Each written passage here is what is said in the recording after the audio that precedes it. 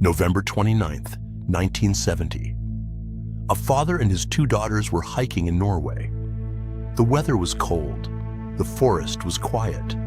Then they saw something disturbing. A body, burned, lying among the rocks. The woman was dead. Most of her clothes had been removed. Her face was badly burned, and around her, investigators found items that made no sense. A broken umbrella, a melted passport holder, empty bottles, a watch, pieces of jewelry. It looked like a crime scene, but it would soon become something much stranger, because the dead woman had no identity, no name, no documents, and no past. She would become known as the Isdal Woman, and her case remains one of Europe's greatest mysteries.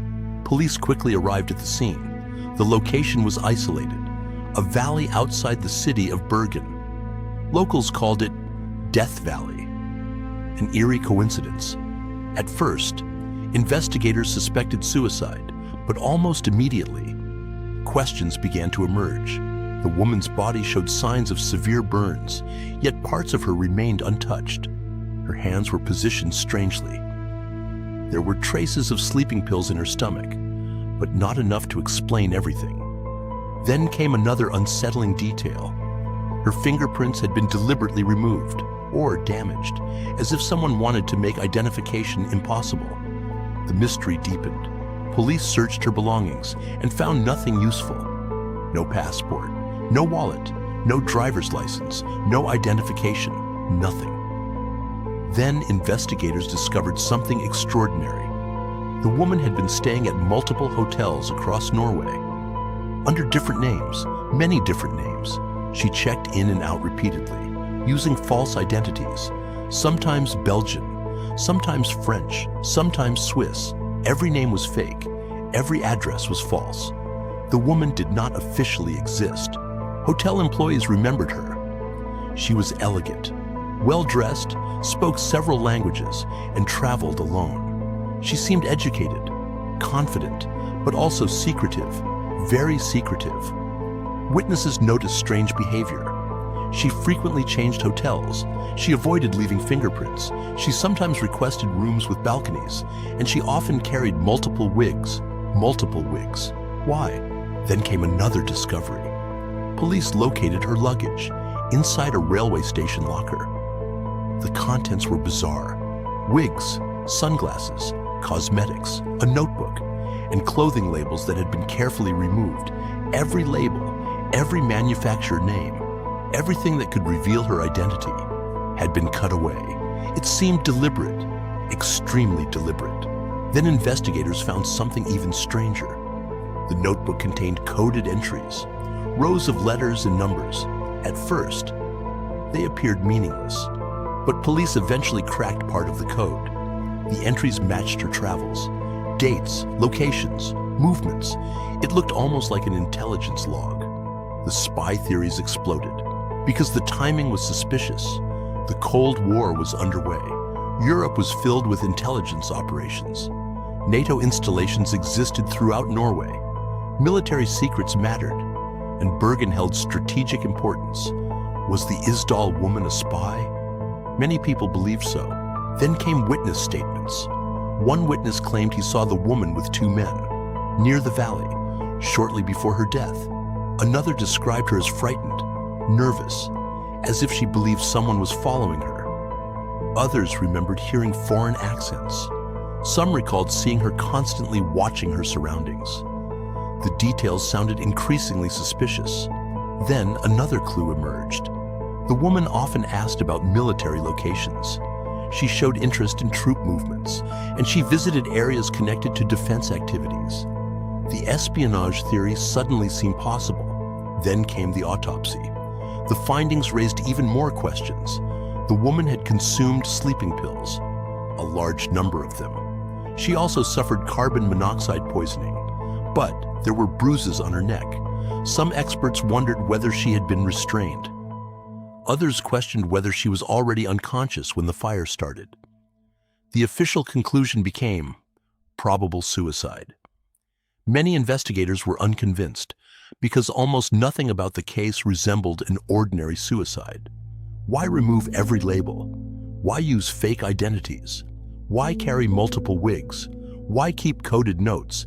And why travel across Europe under false names? The questions multiplied. Then another mystery appeared. No one reported her missing. Think about that. A multilingual woman traveled across Europe, stayed in hotels, moved constantly, then died. And nobody came looking for her. No family, no friends, no employer, no government, no one. It was as if she had appeared from nowhere and returned to nowhere. The case slowly became legendary.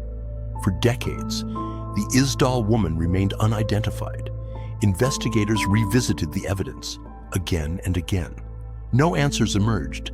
Then, modern science arrived.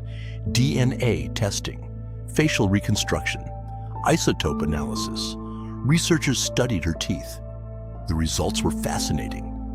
The woman likely grew up in or near Germany, possibly around Nuremberg.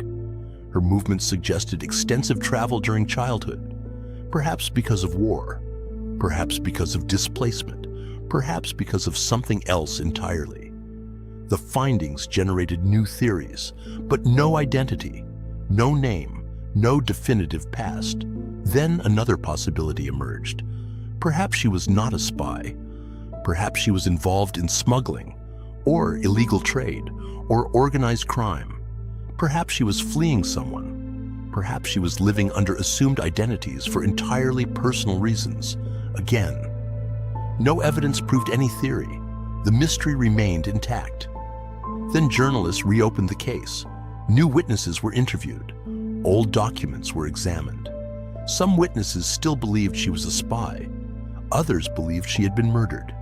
Some suspected intelligence agencies knew more than they admitted, and perhaps still do. Because the Cold War produced countless secrets, many remain classified. Many may never be revealed. The Isdal woman became something larger than a cold case. She became a symbol of hidden identities, of espionage, of unanswered questions. Because everything about her seems carefully designed to resist discovery. The fake names, the removed labels, the wigs, the coded notebook, the mysterious travels, the lack of fingerprints, the absence of anyone searching for her. Every detail points towards secrecy, and secrecy creates legends. More than 50 years have passed. The valley remains, the evidence remains, the questions remain. But the woman herself remains unknown. A burned body in a remote Norwegian valley, a woman with many identities, and perhaps no identity at all. Maybe she was a spy, maybe she was a victim, maybe she was both. Or perhaps the truth is something nobody has imagined. Because mysteries survive when the evidence tells multiple stories, and the Isdal woman tells many. A traveler with no name, a death with no explanation, a life with no history, and one haunting question that still echoes across Europe. Who was the Isdal woman? And what secret did she die protecting?